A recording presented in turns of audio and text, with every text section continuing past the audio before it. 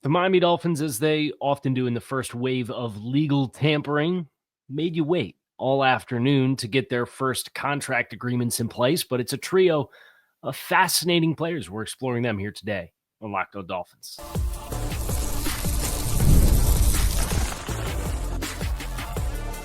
You are Locked On Dolphins, your daily Miami Dolphins podcast, part of the Locked On Podcast Network, your team every day. All right, Miami, welcome to another episode of Locked On Dolphins. It is your team every day here on the Locked On Network. I'm your host, Kyle Krabs, a lifelong Miami Dolphins fan, host of Locked On Dolphins, co-host of Locked On NFL Scouting, author of Touchdown Miami and the NFL Draft Lead for the 33rd team. Want to give a special welcome and shout out to our everydayers because it is your team every day. We don't just say it, we live it here on the Locked On Network. The Dolphins on Monday, March 10th, first day of the legal tampering window, which opened at noon, did the thing they're known to do, which is they made you sweat it out for several hours, 5.5 miserable hours of watching teams sign big money contracts, teams giving $26 million contracts out to defensive tackles, like what happened in New England, teams giving $51 million across 4 seasons for Trayvon Moehrig, who was on the Dolphins offseason blueprint that we did last week as like a marquee type of candidate and target for the team. A lot of names that you probably were familiarized because of the work that we did last week to kind of set the table. And seeing all of those teams get involved in that process, and the Dolphins, as of 5 p.m., after 5 hours, had nothing to show for it, you could tell everybody kind of just, they needed a bone. And then the first bone the team threw you was Zach Wilson, the backup quarterback addition that's been added to the roster, or will be added to the roster when the signing is finalized later this week, and didn't exactly help calm any nerves. And then this evening, a couple of offensive line additions, James Daniels and Larry Borom coming through. We're going to talk about all three of these additions to the Dolphins roster here tonight on the show. It is closing time on Monday, March 10th, and we'll get back after it again in the morning. But I did want to quickly touch on the market, right? Because we did the show this morning talking about reporting dollar figures. And then last week, at the end of the week, we talked about, trying to project free agents into a 32-team ecosystem, if you will, where there's salary cap space and teams with different amounts of dollars at their disposal. And you were effectively going to have one of two options if you were the Dolphins, based off of what we looked at were the players that we said, hey, we'd really like to add these players. This is what we value these players as. As the reality of the market was going to come into place, you either had a chance to up your bid and get into the bidding to overspend for a couple of players, or alternatively, you would stay at your price point and kind of work your way down the list and find out where the value of those players is that you feel is appropriate to you. And the Dolphins very clearly stayed, quote unquote, on their to their convictions for valuation and budgeting and what they're willing to invest in certain positions. For example, the backup quarterback position on the offseason blueprint, we had a $6 million AAV for that contract. Zach Wilson's contract is $6 million, 1-year contract guaranteed. Now, I projected a 2-year contract, but the value of that contract turned out to be exactly what the Dolphins gave out. One of the players on the blueprint last week, Aaron Banks, ended up getting $19 million per season from the Green Bay Packers, like crazy money. And that's more than twice what I projected my valuation of Aaron Banks on my wish list would be. So in reality, if I came into free agency with that plan and I pick up the phone and I call Aaron Banks' agent and I hear where the dollar amounts are, I say, yeah, I'm not going to be too involved in that market either. So as that process played itself out, it was a good visualization of, you will always have a plan, but the stark reality of where teams are going to decide to spend is going to put you in a position where you either have to throw your budget out the window when things start, or work your way down. And the budget that we had for an Aaron Banks contract was 3 years, $24 million. And guess what they signed James Daniels for, or what they're signing James Daniels for? 3 years, $24 million, right? You just kind of work your way down the list. So the way the blueprint ended up working out was it was a little bit more of a utopian best names for roles type of situation that didn't line up with the budget. But at the same time, you don't know that until you get into the weeds and you see once you flip the switch and turn this thing on how it's going to work out. So let's talk a little bit about James Daniels. This is obviously the one that a lot of people are most interested in. He was a member of the 2018 NFL draft class out of the University of Iowa. He was a top 40 picked 39th overall by the Bears in the 2018 NFL draft. He has played in 90 games and started 84 in his NFL career. 4 years in Chicago, 3 years in Pittsburgh. He played in 4 games this past season before tearing his Achilles. Barry Jackson of the Miami Herald did have some reporting that the feedback on Daniels and getting cleared is pretty promising as far as a timeline, like before you even get into the summer. So that eases my concern a little bit, because the concern is, one of the objectives that I cared the most about this offseason was mitigating injury risk. And here we are. And this is a contract that does carry some risk. If you're being completely honest and you're being objective about the signing, he's an offensive lineman. Now he's not going to turn 28 years old until September 13th. So this is his age 28 season. He's getting $8 million per year on average with the new deal. And he's got positional flexibility to play left guard, right guard, and center. He could play any of the interior trio spots, but he's a very, very good football player when he's healthy. This was the guy that, if you remember back during training camp, there was some trade buzz that this might be a player that would be available and the Dolphins potentially move an asset. Well, it didn't happen, and then you get into the season and he went down with injury, and now here you are on the other side of it, and you're getting James Daniels for about the same dollar amount that his previous contract was, which was $8.67, I believe, $million was his previous contract. So the full terms of this deal, courtesy of Aaron Wilson, it's 3 years, $24 million. You get a $6 million signing bonus. His salary cap hit this year is going to be about $4 million, depending on if they have void years tacked in on the back of it or not. So this is not a very cost prohibitive free agent market or free agent contract for the Dolphins that they will be adding when they sign James Daniels to a contract on Wednesday, because you can't finalize until Wednesday afternoon. But this is a player that, assuming he's a healthy player for you going into camp and throughout the preseason and getting up till his 1 year anniversary, which will be, late September, early October. This is going to be a starter for you, and you should have high expectations for him as a healthy player. There is just that inherent risk that exists because he's a player who's coming off of an injury. But if you told me 12 months ago you added James Daniels to the Dolphins roster to play offensive guard for you, I'd be ecstatic.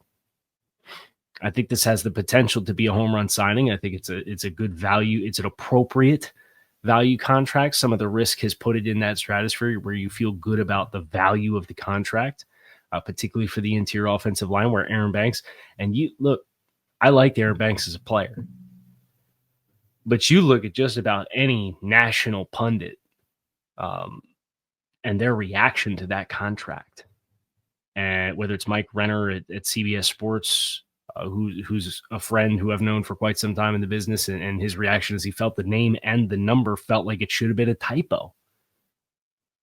You go right down the list of people who cover the league and the big time sticker shock. And Green Bay kind of came out of left field to sign Aaron Banks. So Will Fry's still out there. A couple of the names tied to the Dolphins are still out there as well. But one name who has a verbal commitment with the team on the offensive line is Larry Borom. We're going to get into him next here on this episode of Locked On Dolphins. So make sure you guys stick with us.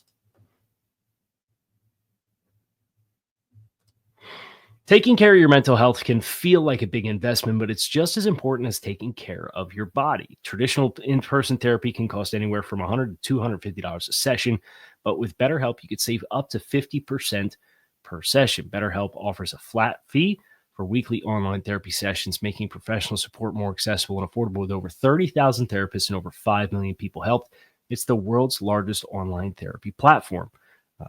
Your well-being is well worth it. You don't have to go through major crisis for the benefits of therapy. Sometimes it's just about having somebody to talk to and bounce ideas off of and what's going on in your day-to-day. So visit BetterHelp.com/LockedOn today to get 10% off your first month. That's BetterHelp, HELP.com/LockedOn.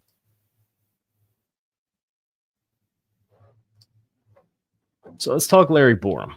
Larry Borom is from the University of Missouri, formerly of the Chicago Bears, was a 5th-round draft selection for the Bears in the 2021 NFL draft class.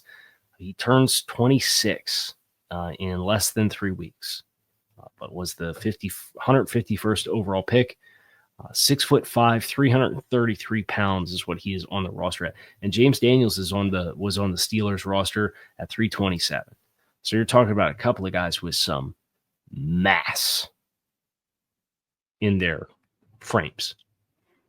Welcome to change from the Dolphins have had big tackles, right? But like Liam was not built like the traditional low center of gravity body mass in the trunk and the hips and the core, and that wasn't Liam. And Rob was a little bit more of just a squatty, untraditional player. Rob Jones did agree to terms to go to Dallas on a 1-year deal worth a little over $4 million. So happy trails to Rob Jones. But Larry Borom now coming in. Pretty interesting dynamic here.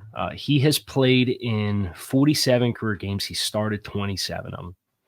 Kind of feels like he hasn't been able to settle into a spot. He's played 633, 528, 411, and 330 snaps in his 4 seasons thus far in the NFL. I think this cat's a guard, and I think there's some appeal with him as a guard. Now, the tape at tackle is no bueno, and that's putting it mildly. As far as what that profile is, especially with Caleb Williams, where kind of the launch points were a little bit more unpredictable, where he was going to be within the pocket, how that changes the rush angles and then puts more stress on from a length and a reactive lateral quickness standpoint. Those elements of Larry Borom's game get tested a little bit more. Now, Justin Fields was the quarterback prior and not necessarily known for stationary work within the pocket, right?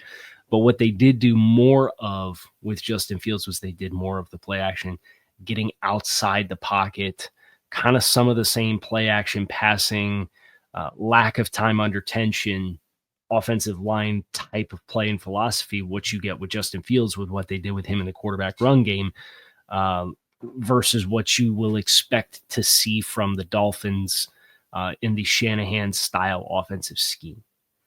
But he's got 33-inch arms. He tested in the 80th percentile for 40-yard dash time. He tested in the 84th percentile for the vertical jump. He tested in the 60th percentile for a standing broad jump. The explosive player for a big guy. It's the first thing that pops off. You watch, they'll run pin and pull, where they pull the tackle and they pin with the tight end or the wide receiver, and they get him out in space. They've done some stuff where they put him as a puller coming around on the backside to either wrap or to kick the end man on the line of scrimmage. He does backside cutoff blocks on outside zone. The run scheme stuff, very friendly to what the Dolphins run. And I think the thing that stood out to me was when he had a base blocker, he had somebody directly over top him, and he had to handle a solo block at the first level line of scrimmage.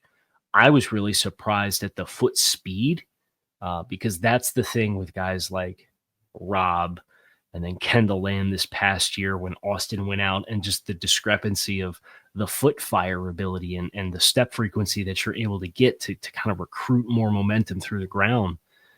It's a strength of Borom's game. But again, when he's playing a tackle, you're seeing, I think, the worst elements of his game be amplified. Now, the problem for Chicago was they drafted Darnell Wright at right tackle in the top 10. they really didn't have anybody else to play left tackle with any level of consistency. It was Tevin Jenkins, who was also better suited. He was a college tackle who was better suited to play inside a guard. And then they kind of had a smorgasbord of guys where they kind of just had to figure it out. But you go back and courtesy of one of the tools that I have called True Media, I do have the ability to put like multiple years of a filter on and then select like if you're playing at position X or position Y, and then it'll show me how many reps you had in those opportunities. And I can click it and it pulls up the film reel. Right. So I've watched all of Larry Borom's reps since the start of his rookie contract at both left and right guard. And I think those reps are exponentially better. Now, am I going to give, and we don't know the contract terms as of right now, but are we going to give Larry Borom an unquestioned starting role in the offensive line? Of course we're not. But this is a guy kind of the Joe Noteboomy role that we had on the blueprint last week. Guy who can play tackle, guy who can play guard, is probably better suited to play inside on the interior, gives you a little bit of flexibility, kind of takes the handcuffs off of you as far as going into the draft saying, well, we only have one guard because we only signed James Daniels, so we need to draft another one and we need to do it as early as possible. I could see if you wanted him to be a utility player, why he would be a utility player.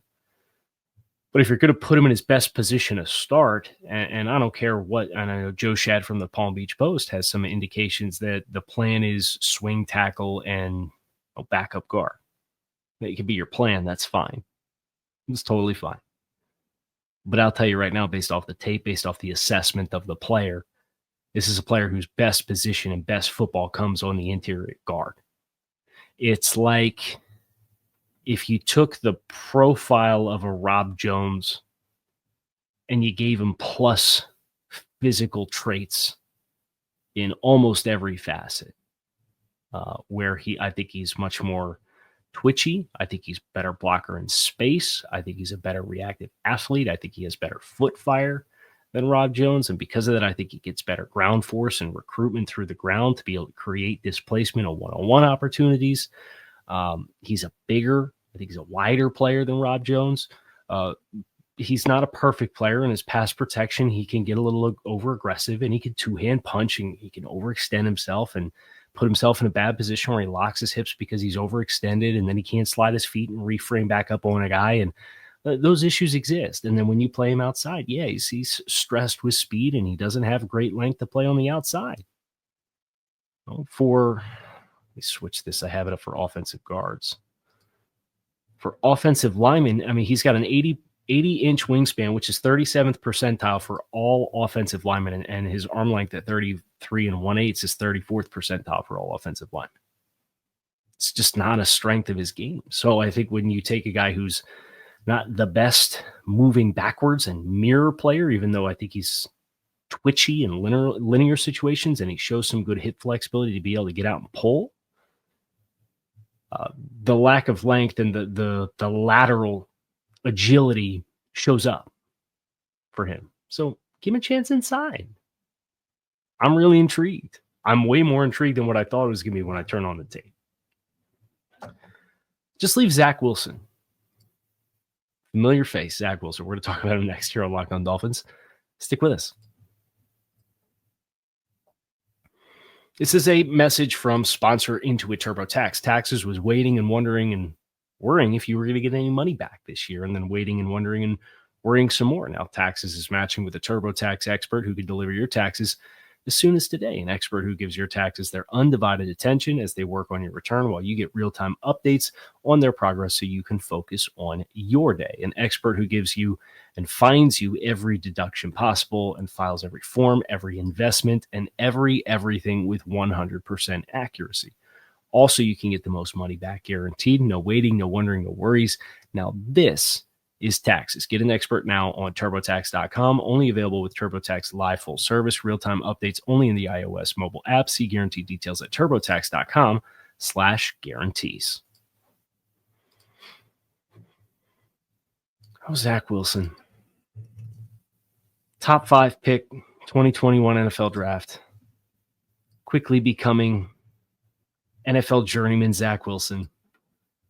Started out number 2 overall with the New York Jets. Through the course of 3 seasons from 21 to 23, Zach Wilson started 33 games, played in 34, posted a record of 12 and 21,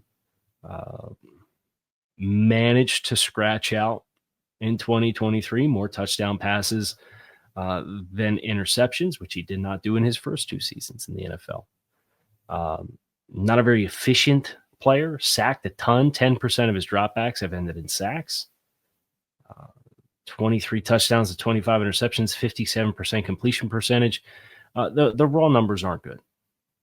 I think you could start there. And I think when you watch Zach Wilson on tape, was in Denver this past year, was their QB3 with Jarrett Stidham and obviously Bo Nix. And then Stidham was retained and re-signed this past weekend. So it kind of set the stage for Zach Wilson to hit the market. Dolphins agreed to term on a 1-year deal worth $6 million with incentives up to 10. The $6 million base is guaranteed. If that number feels a little stiff and a little robust, it's the price you pay. We'll say it every time we talk about the backup quarterback position, and we lived it last year. You have to be more invested in your non-starters at the quarterback position than any other team in the league, with the reality of what you need from it to an insurance standpoint. It's just the way it is.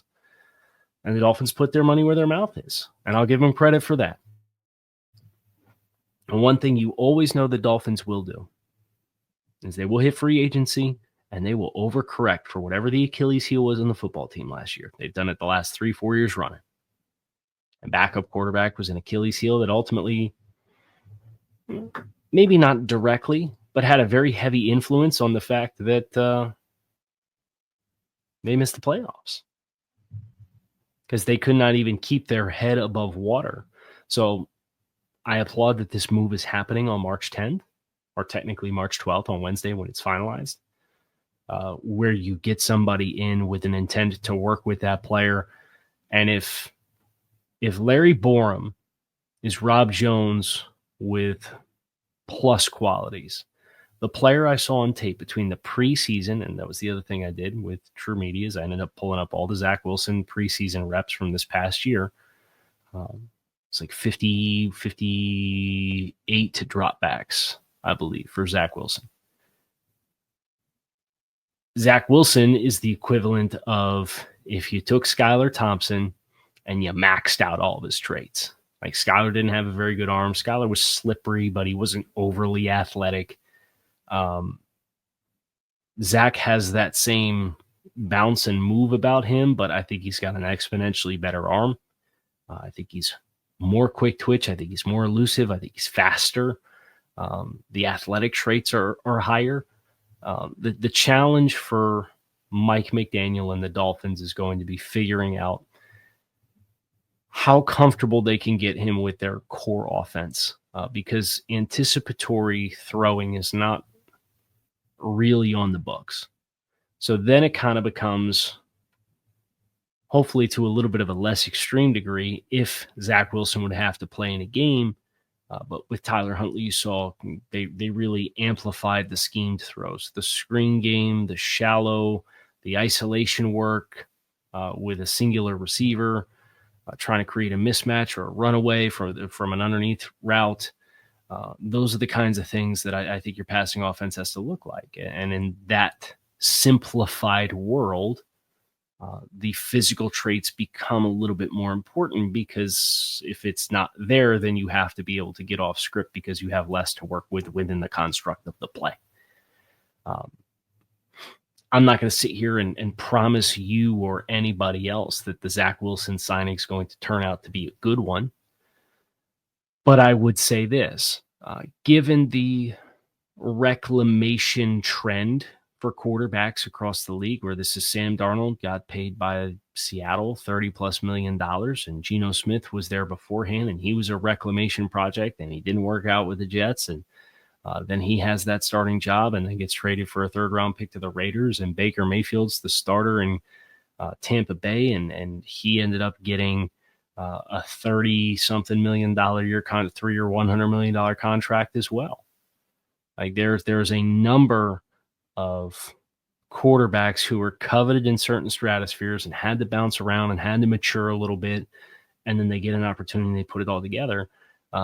Zach Wilson, after being in New York, where the offensive infrastructure and coaching was largely a disaster aside of his rookie season, and I don't think Zach was anywhere near ready to go at that stage of his career as a rookie player when Mike LaFleur was the play caller. He went to Denver, had a chance to work for a year with Sean Payton, felt like he was stacking things well towards the end of the preseason. There's been some feedback. I know Albert Breer from Monday Morning Quarterback said, like, based off of the buzz out of Denver for him throughout the course of last season, I'm not sure I would dismiss this sign as like being an under radar. Maybe this is something that the Dolphins can parlay into a long-term thing, but it's only a 1-year deal as things currently stand. And then on the other side of that coin, Benjamin Albright is a insider who does Denver radio, and he said he kind of felt the Dolphins played themselves. So it's hard to say, right?